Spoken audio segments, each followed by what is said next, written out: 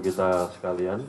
Saudara sekalian, sebagaimana kita ketahui pada hari ini, hari Senin tanggal 16 Oktober 2023, Mahkamah Konstitusi telah membacakan sejumlah putusan pengujian Undang-Undang Pemilu atau Judicial Review terhadap Undang-Undang Pemilu. Di antaranya adalah berkaitan dengan syarat umur bagi bakal calon presiden dan bakal calon wakil presiden. Dan kita juga sama-sama sudah mengikuti siaran langsung yang disiarkan oleh Mahkamah Konstitusi.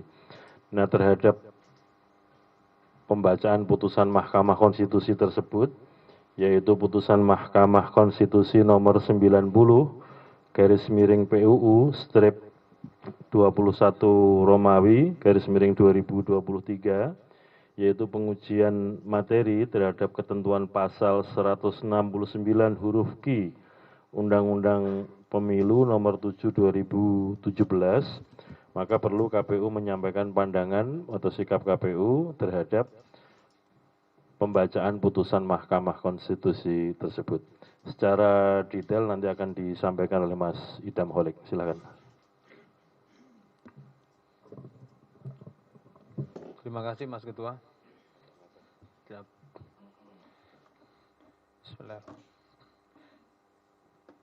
Berkenaan dengan pasal 169 huruf Q Undang-Undang Nomor 7 Tahun 2017 yang kami tuangkan dalam pasal 13 ayat 1 huruf Q Peraturan KPU Nomor 19 Tahun 2023 tentang syarat usia untuk menjadi calon presiden dan calon wakil presiden, yaitu berusia paling rendah 40 tahun.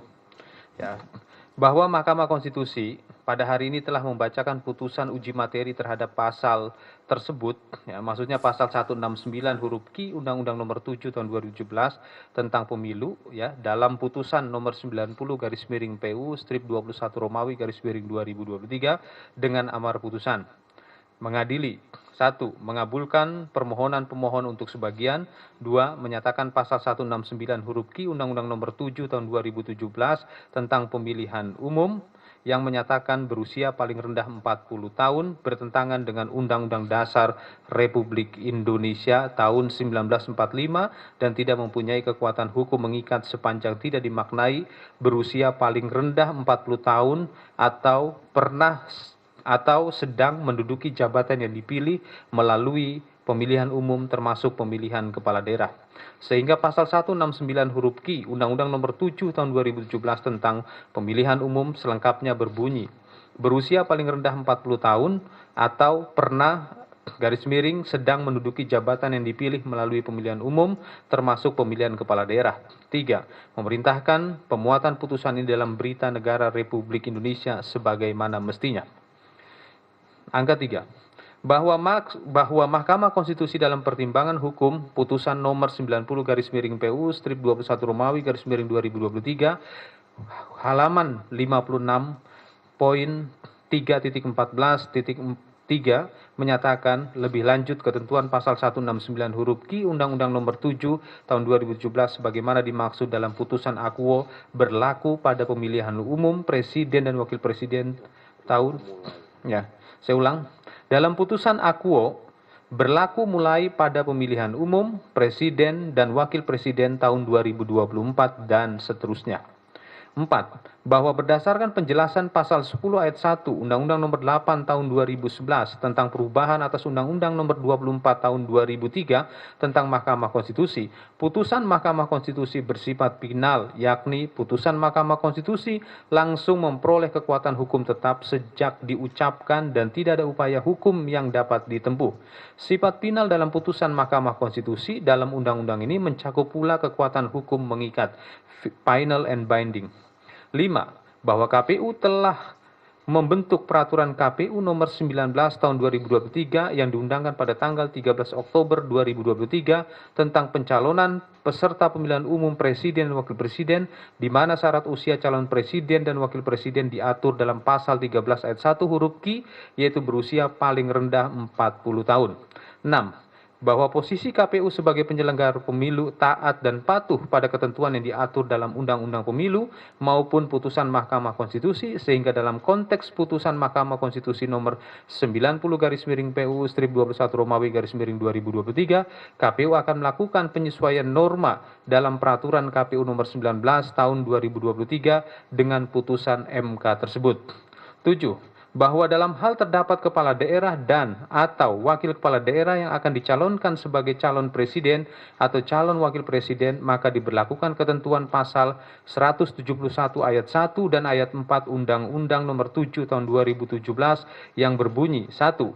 Seseorang yang sedang menjabat sebagai gubernur, wakil gubernur, bupati, wakil bupati, wali kota, dan wakil wali kota yang akan dicalonkan oleh partai politik atau gabungan partai politik peserta pemilu sebagai calon presiden atau calon wakil presiden harus meminta izin kepada presiden.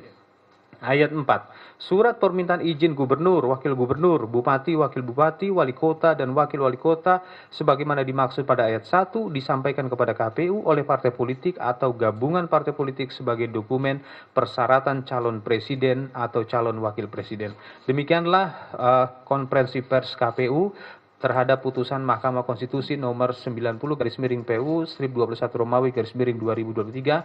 Saya kembalikan ke Ketua. Terima kasih Mas Idam. Saya kira demikian konferensi pers yang disampaikan KPU dalam rangka untuk menyikapi dibacakannya putusan Mahkamah Konstitusi nomor 90/PU strip 21 Romawi /2023. Nanti materi untuk press release akan disampaikan berikutnya. Terima kasih. Assalamualaikum warahmatullahi wabarakatuh. Ada pertanyaan? Mas, tolong mic-nya. Silahkan sebut nama dan medianya, Mas. Ya, selamat malam Pak Hashim.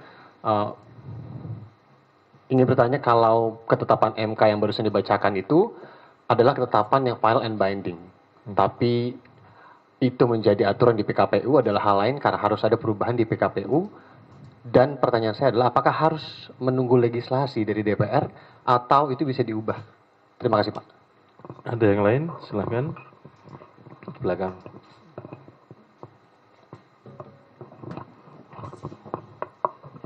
Halo, selamat malam Pak Ketua.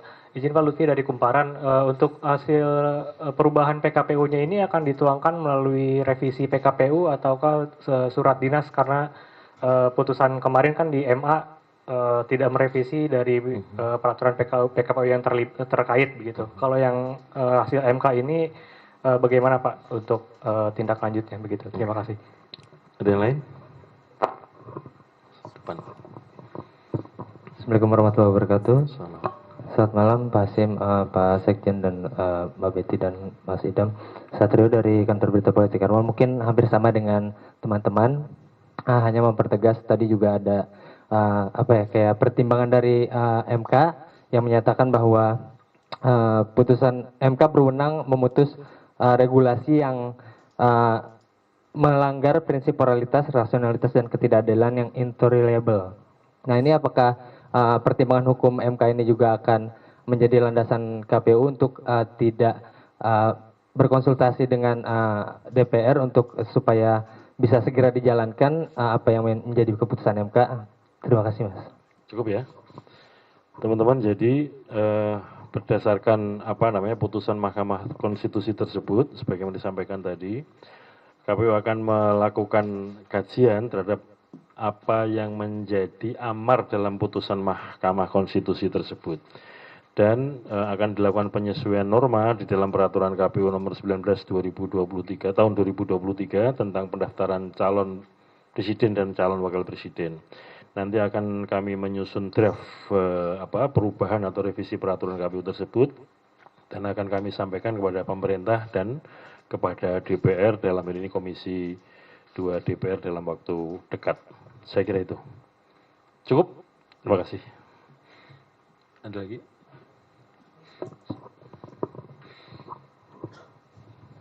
Terima kasih Mas Hasim dan Mas Idam. Mungkin agak sedikit menegaskan aja Mas ya. Soalnya setelah ada putusan MK ini kan banyak pihak mulai merespons juga. Dan ada juga yang bilang bahwa putusan MK ini tidak memiliki kekuatan legislatif sehingga harus bawa lagi menuju ke DPR, misalkan dibahas terlebih dahulu. Nah, bagaimana respon dari KPU? Apakah ini cukup dengan PKPU saja yang nanti direvisi atau ada langkah lainnya bertemu dengan stakeholder terkait seperti DPR dan lainnya? Terima kasih. Terima kasih. Seperti yang saya sampaikan tadi, KPU akan meresponnya dengan cara tadi berkirim surat kepada dua pihak. Karena kalau di dalam Undang-Undang Pemilu, dalam pembentukan peraturan KPU kan disebutkan harus berkonsultasi kepada DPR dan kepada pemerintah. Kami sampaikan perkembangan putusan Mahkamah Konstitusi tersebut dengan merujuk kepada norma yang ada di dalam amar putusan MK. Kami sampaikan kepada pemerintah dan kepada DPR dalam rangka untuk bagaimana sikap untuk menindaklanjuti putusan Mahkamah Konstitusi tersebut. Demikian. Cukup. Terima kasih.